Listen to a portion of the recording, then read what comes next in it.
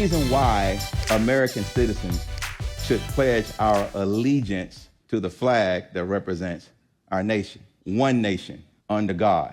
You know why the borders should not be open? I ain't running for nothing. I ain't looking for nobody's vote. I'm not in anybody's party. I don't need it. I'm free. I work for Jesus. The reason the borders need to be closed is because when you come into a sovereign nation and you don't pledge your allegiance, it's treasonous. Yes. When borders are open for anybody just to walk in and they are not required to pledge their allegiance and to give a commitment to one nation. So the first problem, when they don't pledge their allegiance and they come across the border, they bring their own nation with them.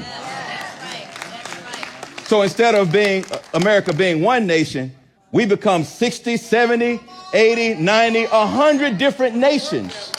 And you're sowing division and discord into this nation because the people have never made a pledge to understand that even though we come from every nation, when we're here, we're one nation.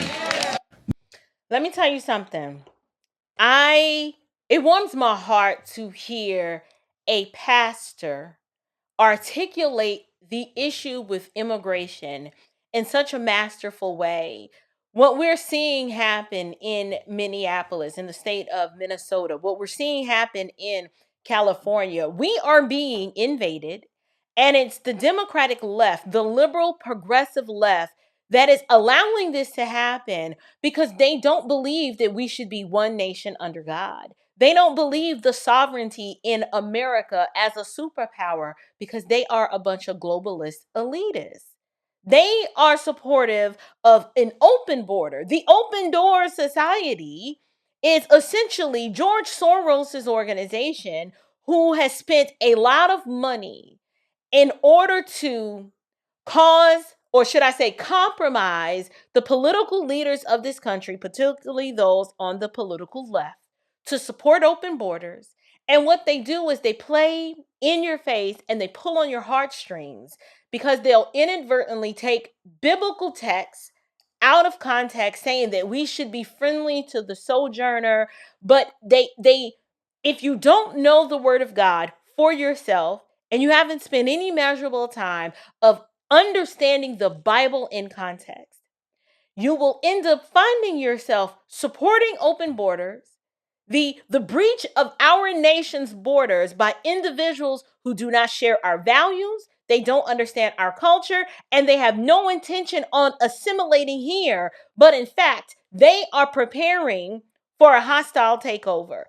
If you don't believe me, look at the city of Minneapolis in their local municipal government, to where, matter of fact, let this individual explain it.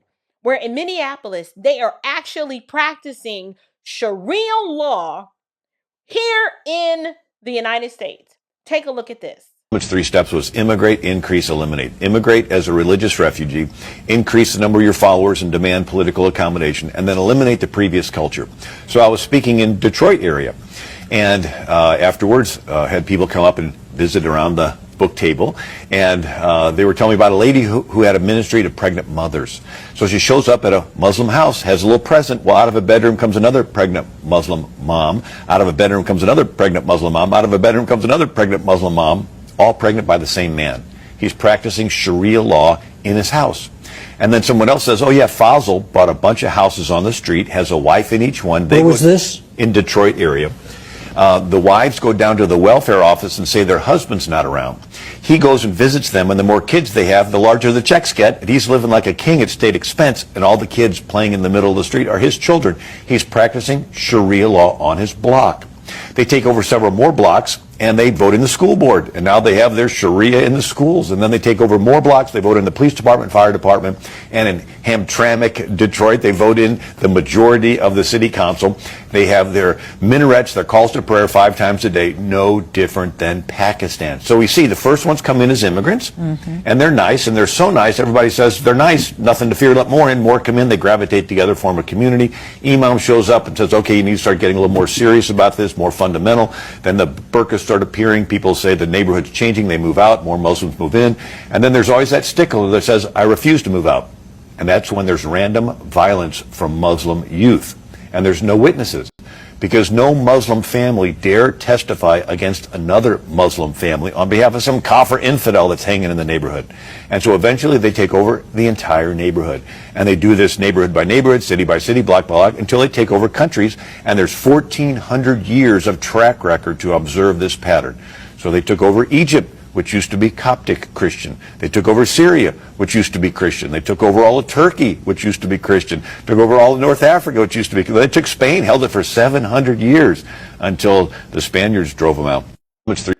So basically, I mean, how do you explain entire city councils that basically become overrun, and the politicians who are in charge are the individuals who hate this country and who have no interest in assimilating? This is why what the pastor in the previous clip that I just played, this is what he was trying to help you understand. And then this is a practical example of how this is played out and how it works. These people are playing the long game, while you got Christians spending their time picking them up, putting them down, focused on the praise break, when their entire communities are being overrun and overtaken by people who hate the God that they claim to serve. And my question is, what's your plan?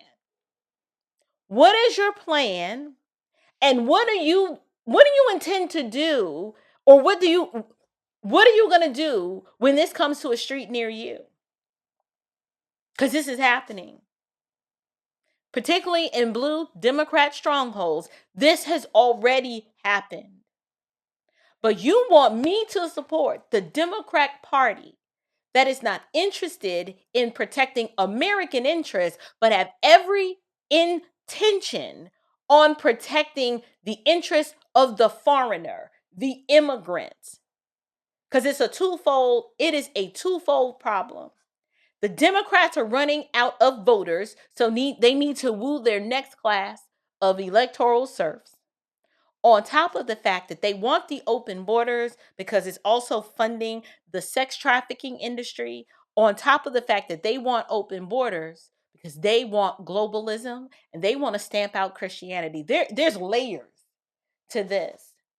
Do you now understand how your simple vote blue, no matter who, has widespread, sweeping implications that go deeper than the fact that small government and lower taxes? It is so much deeper than that. I need you to educate yourself and inform yourself, because this is what's happening. And my question to you is, what are you going to do about it?